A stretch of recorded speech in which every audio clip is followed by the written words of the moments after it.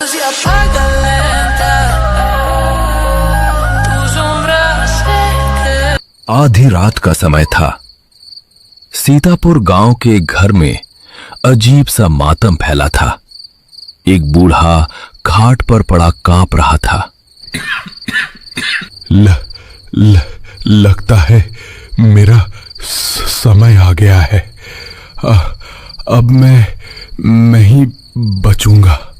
नहीं पिताजी, आपको कुछ नहीं होगा। रवि सही कह रहा है जी, आप परेशान ना हो, हमारी डिम्पल आपको बचा लेगी, है ना डिम्पल? माँ, लेकिन मैं कैसे पिताजी को बचा सकती हूँ? ये सुनकर डिम्पल की माँ ने उसके भाई रवि की तरफ देखा। आ डिम्पल, मेरे साथ चल। रवि ने डिम्पल का हाथ थामा और फिर उसको लेकर जंगल की तरफ रवाना हो गया। भैया, इस समय हम इस जंगल में कहाँ जा रहे हैं? डिम्पल, हम जहाँ जा रहे हैं ना, वहां तेरे पहुंचते ही पिताजी की तबीयत एकदम ठीक हो जाएगी। रवि डिम्पल को लेकर एक जगह पहुंचा जहां एक बड़ी सी मूर्ति रखी थी। वो योग मुद्रा में बैठा था। सर पर 2 सींग थे। उसके ठीक पीछे एक 6 फीट की दीवार और उस दीवार के पीछे एक बड़ा सा खंडर था। हे भगवान, ये कितना भयानक है भैया। नहीं, ऐसा नहीं बोलते। ये हमारे मोलोच देवता है, प्रणाम करो इन्हें। दोनों ने उसके सामने हाथ जोड़कर नमन किया। प्रणाम मोलोच देवता। उनके ये बोलते ही मूर्ति की आंखें लाल लाल चमक उठीं और तभी उसके पीछे वाली दीवार में एक दरवाजा बन गया। चल डिम्पल, अंदर चली जा। नहीं भैया, मुझे बहुत डर लग रहा है, मैं नहीं जा सकती। डर क्यों रही है? मैं हूं ना यहाँ, मैं बाहर ही खड़ा रहूंगा। ये कहते हुए रवि ने डिम्पल को दरवाजे की तरफ धकेल दिया और जैसे ही डिम्पल अंदर पहुंची, उसने पाया सामने ही एक खंडर का दरवाजा है। भैया, आप भी अंदर आओ ना। उसके इतना कहते ही दीवार सामान्य हो गई और दरवाजा गायब हो गया। अरे भैया, खोलो इसे। ये दरवाजा कहाँ गायब हो गया? रवि इस समय बाहर उस मूर्ति के आगे हाथ जोड़े खड़ा था और अंदर से उसकी बहन बाहर आने के लिए दीवार को पीट रही थी। तभी पीछे से किसी ने डिम्पल का हाथ पकड़ा। उसने पलटकर देखा तो उसकी आंखें खौफ से बड़ी हो गई। वो उसको तेजी से खींचकर खंडर में ले गया। भैया बचाओ, भैया बचाओ मुझे। तभी डिम्पल के कपड़े खंडर से बाहर आ गिरे और उसकी चीख जंगल में गूंज गई। जैसे जैसे समय बीत रहा था, वैसे वैसे ही रवि के चेहरे पर मुस्कान बढ़ती जा रही थी। इस तरफ गांव में उसके घर पर खाट पर पड़े उसके पिताजी के साथ भी अब कुछ अजीब होने लगा था। वो बेड से काफी ऊपर हवा में ऊपर उठ गया था। उसके सफेद बाल भी काले होने लगे। चेहरे पर आई झुर्रियां भी खत्म हो गई थीं और चेहरा खिल उठा। 60 साल की उम्र में वो अब 35 साल का दिखने लगा था। वो झट से बेड पर आ गिरा और खड़ा हो गया। उसे देखकर उसकी पत्नी खुश हो गई और वो भी अपने आप को आईने में देखकर बहुत खुश हुआ। इस तरफ सुबह होने से पहले मोलोच के पीछे बनी दीवार पर फिर से दरवाजा बन गया और उसके अंदर से डिम्पल बाहर निकली। उसके शरीर पर बहुत ही कम कपड़े थे और उसके चेहरे पर कोई भाव नहीं था। रवि ने उसका हाथ पकड़ा और चुपचाप उसको लेकर वापस से अपने घर की तरफ चल दिया। वो दोनों जैसे ही घर पहुंचे तो उसके जवान हो चुके पिता ने उसे कसकर गले से लगा लिया। वहीं उस खंडर से हंसने की भयानक आवाज आ रही थी और मूर्ति की आंखें चमक रही थीं। मीनाक्षी और आदित्य सरकारी विभाग में काम करते थे और अभी ये जनगणना पर काम कर रहे थे। मीनाक्षी के हाथ में एक पेपर था जिसे वो बार बार देख रही थी। अरे क्या हुआ मीनाक्षी? पिछले 1 घंटे से तुम उसी फाइल को देखे जा रही हो। आदित्य, इस फाइल में मुझे वो दिख रहा है जो कि बहुत ही अजीब है। ऐसा क्या अजीब है?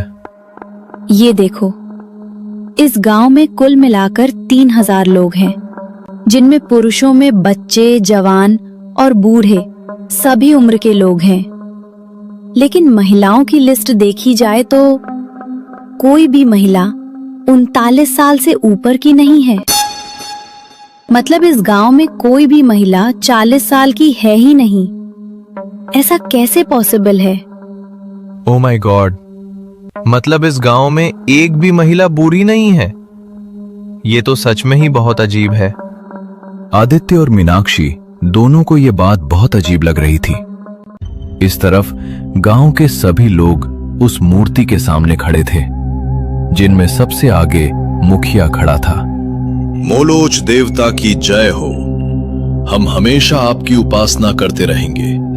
आप ही हैं जो प्रार्थना के लायक हैं। आप जो चाहे कर सकते हैं। जीवन, मृत्यु, अच्छा बुरा सब आप ही के नियंत्रण में है।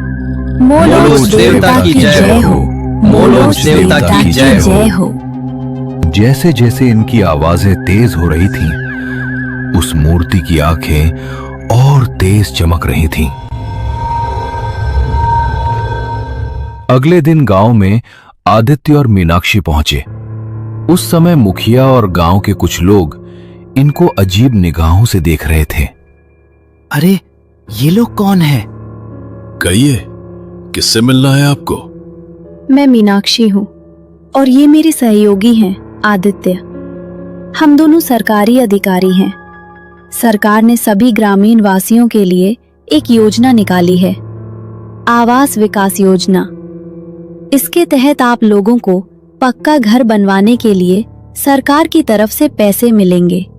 उसी का लाभ देने हम यहाँ आपके गांव आए हैं। हमें ऐसी किसी योजना का लाभ लेने की जरूरत नहीं है। आप जा सकते हैं।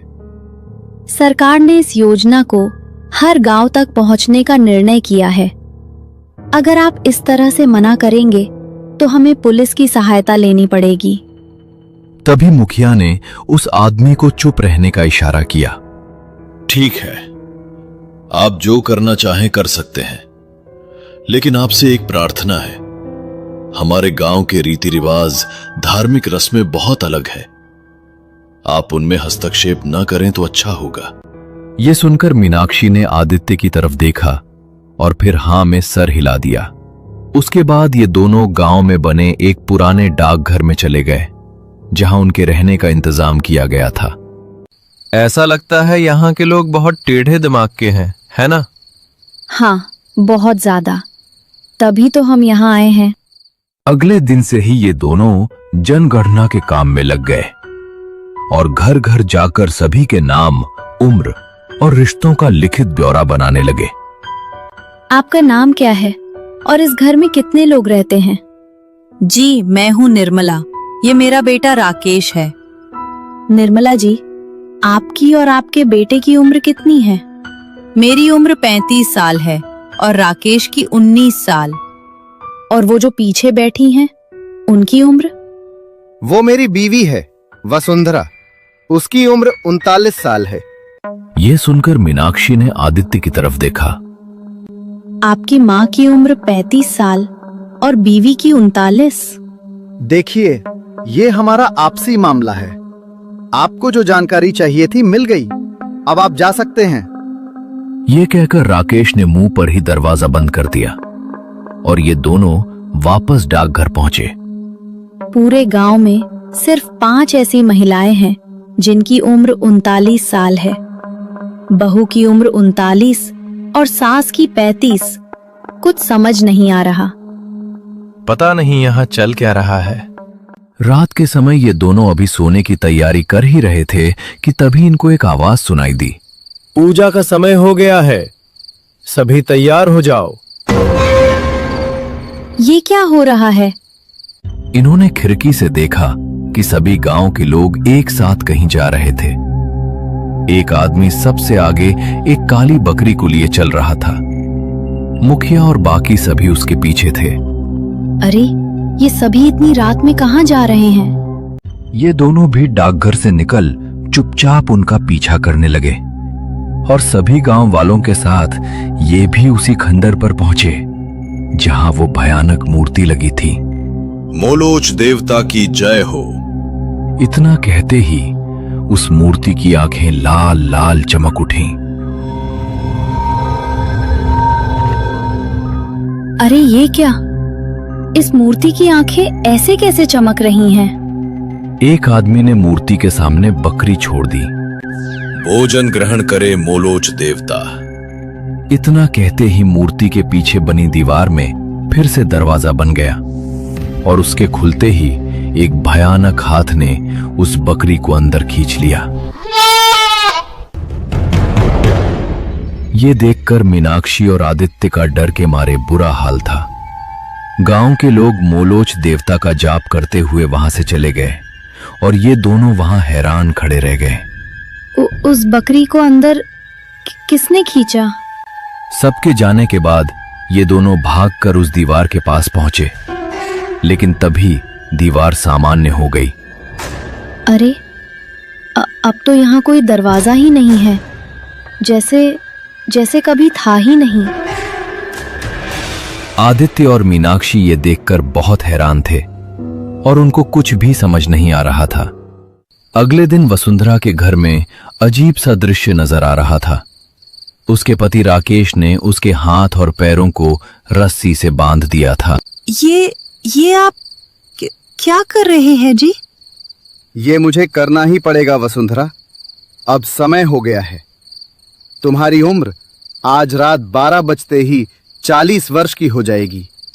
उससे पहले मुझे तुमको वहां पहुंचाना है। भगवान के लिए ऐसा मत कीजिए। उसने अपनी पत्नी की एक नहीं सुनी और उसे ठेले में लेटाकर ले जाने लगा। उसके हाथ और पैर बंधे होने की वजह से वो कुछ भी नहीं कर पा रही थी। मैं ठीक हूँ। आप मुझे इस तरह क्यों बांध कर ले जा रहे हैं? कभी भी तुम्हारे अंदर बदलाव आ सकते हैं, समझी? नहीं, मुझे वहां मत लेकर जाओ। इस समय ये दोनों डाकघर के बाहर से ही गुजर रहे थे और इनकी ये बहस आदित्य और मीनाक्षी के कानों तक पहुंच रही थी। अरे ये कौन है? इन दोनों ने खिड़की से झांक कर देखा कि राकेश ठेला लेकर जा रहा है और उस ठेले में पड़ी वसुंधरा के हाथ पैर बंधे हैं और वो रो रही है। आदित्य, जल्दी चलो, ये तो वसुंधरा है, शायद उसकी जान को खतरा है। ये दोनों दरवाजे पर पहुंचे तो दरवाजा खुल नहीं रहा था। अरे इसे क्या हो गया? ये दरवाजा खुलता क्यों नहीं? लगता है किसी ने दरवाजा बाहर से बंद किया है। ये दोनों दरवाजे को पीटते रहे और इतने में राकेश वहां से निकल गया। राकेश, मुझे छोड़ दो। तभी अचानक से वसुंधरा का शरीर अकड़ने लगा।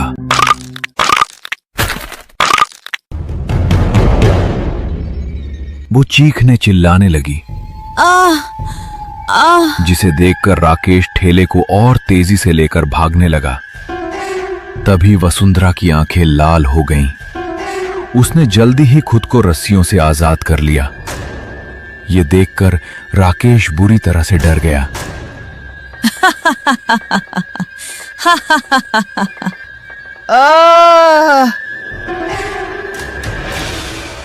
तभी वसुंधरा ने राकेश पर हमला बोल दिया और फिर राकेश का हाथ पकड़कर किसी बंदर की तरह पेड़ पर चढ़ गई। अगले ही पल मंजर बहुत खौफनाक था। वसुंधरा अब राकेश को मार चुकी थी और उसके सीने से मांस नोच नोच कर खा रही थी। कुछ देर में उसे खत्म कर वसुंधरा अपने आप ही खंडर की तरफ भागी और मूर्ति के पीछे बनी दीवार के पास फिर से दरवाजा खुल गया और वो उसके अंदर चली गई। सुबह होने पर आदित्य खिड़की से बाहर कूद गया और उसने बाहर से दरवाजा खोला। उसके बाद ये दोनों राकेश के घर पहुंचे तो वहां मातम छाया था। राकेश की अर्थी के आसपास गांव वाले जमा थे और उसकी माँ उसके पास बैठी रो रही थी।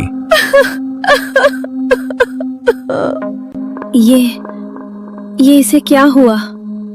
उसी भीड़ में खड़े मुखिया ने जवाब दिया, राकेश की बीवी वसुंधरा बहुत क्रूर निकली।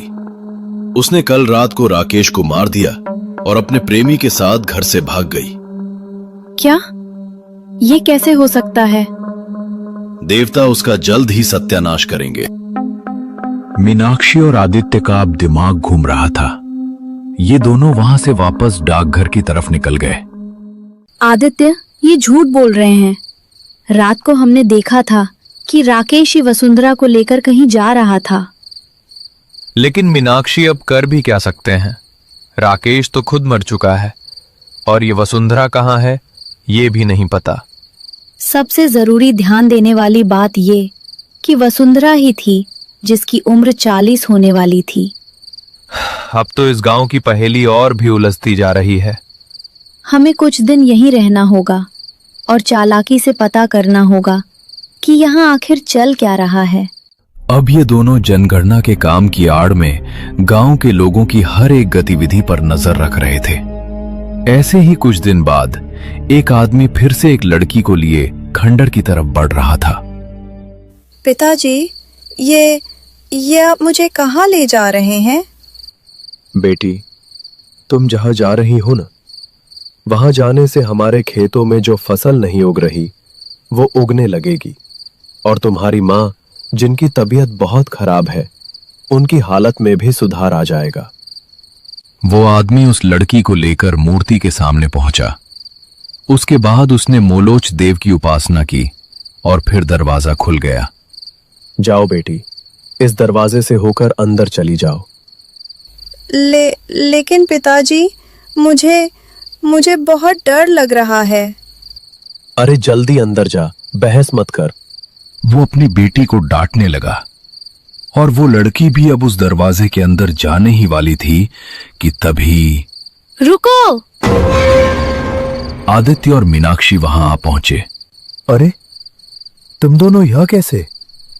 वो अपनी बेटी को दरवाजे के अंदर धक्का दे रहा था, तभी मीनाक्षी ने उसे पकड़कर वापस खींच लिया। क्या कर रहे थे तुम इस बच्ची के साथ? कैसे पिता हो तुम? मैं जो भी कर रहा हूं ये हमारे गांव की प्रथा है। कैसी प्रथा? हमें तो लगा था तुम लोग सिर्फ 40 साल की महिलाओं को मार देते होगे, लेकिन तुम तो एक जवान लड़की के साथ भी ये कर रहे हो। हम किसी को मारते नहीं हैं। हम जो भी करते हैं गांव की भलाई के लिए करते हैं, परिवार की खुशियों के लिए। साफ साफ बोलो, क्या है इस खंडर का राज? ये मूर्ति किस देव की है और अंदर कौन रहता है जिसके पास तुम इस लड़की को भेज रहे थे? ये सुनकर उस आदमी ने एक गहरी सांस ली और फिर बोला, मेरा नाम मदन है। ये मेरी बेटी पूनम है। सदियों पहले जब गांव में महामारी फैली थी तो गांव के लोग बहुत परेशान हो गए थे। गांव में अनगिनत मौतें हो रही थीं, फसलें बर्बाद हो रही थीं और वजह कोई नहीं पता लगा पा रहा था। गांव के लोग बहुत क्रोध में आ गए। उन्होंने अपने घरों से भगवान की सभी मूर्तियों को निकाल मंदिर में रख दिया और मंदिर को भी बंद कर दिया। और फिर सभी ने मोलोच देव की मूर्ति स्थापित की और उसकी उपासना में लग गए। रातों को बैठकर सभी गांव के लोग मोलोच देव की उपासना करते और यही कहते कि आप ही हमारे भगवान हैं। इसी तरह ठीक 40 रातों के बाद मोलोच देवता की मूर्ति से आवाज आई, हा हा हा हा हा, मैं तुम सभी से बहुत प्रसन्न हूँ। तुम सबकी भक्ति मुझे यहाँ खींच लाई है। मोलोच देवता, हमारी रक्षा कीजिए। हम आपकी शरण में आना चाहते हैं। हमें बचाइए बीमारी से, हमें बचाइए बूढ़े होने से और हमारी फसलों को खराब होने से बचाइए। हमारे गांव का पानी साफ कीजिए। सब हो जाएगा, लेकिन उसके लिए तुम लोगों को मुझे कुछ देना होगा। क्या दे पाओगे? हाँ मोलोच देवता, आप जो कहेंगे हम करेंगे। तुम लोगों को रोज रोजाना मेरी मूर्ति की पूजा करनी होगी। एक बकरी का समर्पण मुझे रोजाना देना होगा। तुम्हारे गांव में कोई भी मर्द बूढ़ा नहीं होगा। सभी की फसल भी अच्छी उगेगी। ना कोई बीमारी तुमको परेशान करेगी। लेकिन सिर्फ एक कार्य तुमको करना होगा। जब भी तुम्हारे घर की कोई लड़की 17 वर्ष की होगी तो तुम लोग उसे मेरे पास यहाँ लेकर आओगे और मैं उसके साथ एक रात गुजारूंगा। और ऐसा करते ही गांव में अगर कोई बीमार होगा तो उसकी तबीयत ठीक हो जाएगी। सारी परेशानी दूर हो जाएंगी। सुबह होने पर मैं उस लड़की को छोड़ दूंगा। लेकिन जब उसकी उम्र 40 साल होगी तो वो हैवान बन जाएगी। इसलिए तुमको उस लड़की को 40 साल होने से पहले मेरे पास लाना होगा। और फिर उस लड़की का क्या होगा ये जानने की तुमको जरूरत नहीं है। तभी से गांव के लोगों ने मोलोज की उपासना शुरू की। जब भी कोई लड़की 17 वर्ष की होती है तो हम उसे यहाँ लेकर आते हैं और मोलोज देवता उसके साथ रात गुजारते। सुबह होने से पहले हमारी सभी परेशानी दूर हो जाती है। और जब उस लड़की की उम्र 40 साल होने वाली होती तो उसके हैवान बनने से पहले ही हम उसे यहाँ छोड़ने आ जाते हैं। छी, तुम लोग कितने घिनौने हो।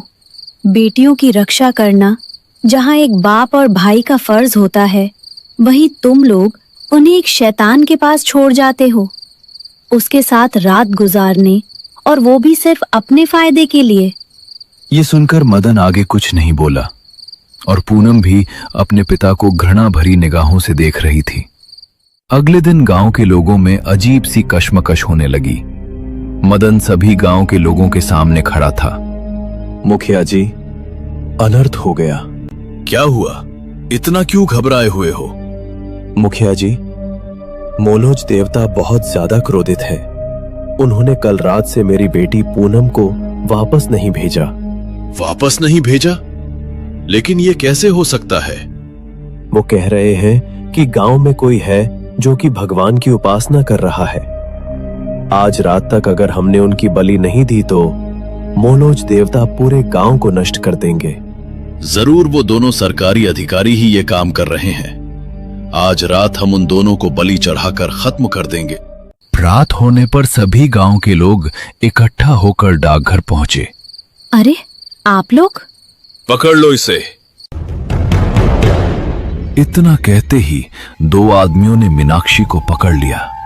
अरे, ये आप क्या कर रहे हैं? वो लड़का कहाँ है जो तेरे साथ आया था? वो चला गया। कल सुबह होने पर मैं भी जाने वाली हूँ। मुझे छोड़ दो। नहीं, हम तुझे नहीं छोड़ने वाले। आज रात तेरी बलि देकर हम अपने मोलोज देवता को फिर से प्रसन्न कर लेंगे। उन लोगों ने मीनाक्षी को उठाया और फिर उसे लेकर मोलोज की मूर्ति के सामने पहुंचे। मोलोज देवता, आपके कहने पर हम इस औरत को यहां ले आए हैं। अब हम इसकी बलि चढ़ा देंगे। आप हमसे प्रसन्न हो जाएं और मदन की बेटी को छोड़ दें। मुखिया तलवार लेकर मीनाक्षी के पास पहुंचा, लेकिन तभी इंस्पेक्टर, पकड़ लो इन लोगों को। आदित्य पुलिस के साथ वहां आ पहुंचा और इंस्पेक्टर ने मुखिया के हाथ से तलवार छीन ली। बहुत हुआ मुखिया, अब हम यहाँ कुछ भी गलत नहीं होने देंगे। तभी मदन और उसकी बेटी भी वहां आ पहुंचे। ये क्या मदन, तेरी बेटी तो सही सलामत है। मदन ने जो कुछ किया सब हमारे कहने पर किया, जिससे हम तुम सबको रंगे हाथ पकड़ लें। हे मोलोज देवता, हमारी रक्षा कीजिए। गांव के सभी लोग एक साथ मोलोज देवता को पुकारने लगे। अब कुछ नहीं होने वाला, चलो मेरे साथ। इंस्पेक्टर मुखिया को पकड़कर ले जाने ही वाला था कि तभी दीवार के अंदर दरवाजा खुल गया और सभी ने देखा कि उसके अंदर से एक भयानक पैर बाहर निकला।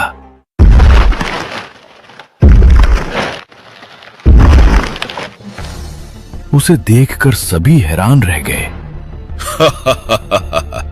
मोलोच देवता की जय हो। धीरे धीरे मोलोच उस दरवाजे से निकलकर सभी के सामने आकर खड़ा हो गया। उसके सर पर बड़े बड़े सींग थे, लाल चमकती आंखें, वो बेहद भयानक लग रहा था। तुमने मेरे भक्तों को धोखा दिया, उन्हें परेशान किया। अब मैं तुमको नहीं छोड़ूंगा। ये कहकर वो तेजी से इंस्पेक्टर पर झपटा और उसने उसके सीने को चीर डाला। ये देखकर मीनाक्षी, आदित्य और कांस्टेबल सभी के होश उड़ गए। कांस्टेबल ने मोलोच पर गोलियां चलाईं, लेकिन उस पर इनका कोई असर नहीं हुआ। उसने कांस्टेबल को भी अपने शिकंजे में ले लिया। उसके मुंह से खून निकला और फिर उसकी भी जान चली गई। अब मोलोच मीनाक्षी की तरफ बढ़ रहा था। उसने मीनाक्षी का हाथ पकड़ा। आदित्य मीनाक्षी को छुड़ाने के लिए वहां पहुंचा तो मोलोच ने उसको एक ही झटके में दूर फेंक दिया।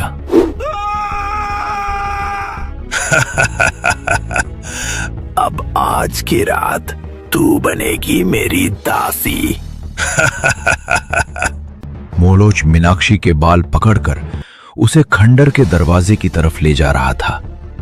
सभी गांव के लोग उसके नाम की जय जयकार कर रहे थे। आदित्य जमीन पर पड़ा दर्द से तड़प रहा था। मैं ऐसा कभी नहीं होने दूंगा। आदित्य उसी समय भागकर एक तरफ चला गया। ये कहाँ गया? आदित्य ने पहले ही जंगल में एक पेड़ के नीचे अपना बैग रखा हुआ था। उसने बैग खोला और उसके अंदर से गणेश जी की एक मूर्ति निकाली और फिर मोलोच की मूर्ति की तरफ भागा। रोको उसे! मुखिया और उसके आदमी उसके पीछे भागे, लेकिन वो उसे रोकते उससे पहले ही आदित्य ने गणेश जी की मूर्ति मोलोच की गोद में रख दी। नहीं! सभी लोग बिल्कुल चुपचाप हो गए थे। आदित्य भी हैरान था कि मोलोच की मूर्ति पर उसका कोई फर्क नहीं पड़ा। लेकिन तभी गणपति बप्पा मोरिया! नहीं! और मोलोच की मूर्ति ने पूरी तरह से आग पकड़ ली। गांव के लोगों में अफरा तफरी मच गई, लेकिन उसकी मूर्ति पूरी तरह से जल गई थी। मोलोच ने मीनाक्षी को छोड़ दिया और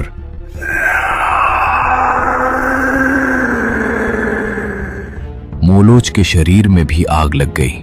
मोलोच देवता! ये मंजर देखकर गांव के लोग बुरी तरह से मातम करने लगे। कुछ ही देर में मोलोच वहां से अदृश्य हो गया और फिर उसकी मूर्ति भी राख हो गई। वहां पर गणेश जी की मूर्ति स्थापित हो गई और सभी गांव के लोग अब खौफ में थे। आगे से इस गांव में अगर मोलोच की पूजा हुई तो उस पर पुलिस एक्शन लेगी।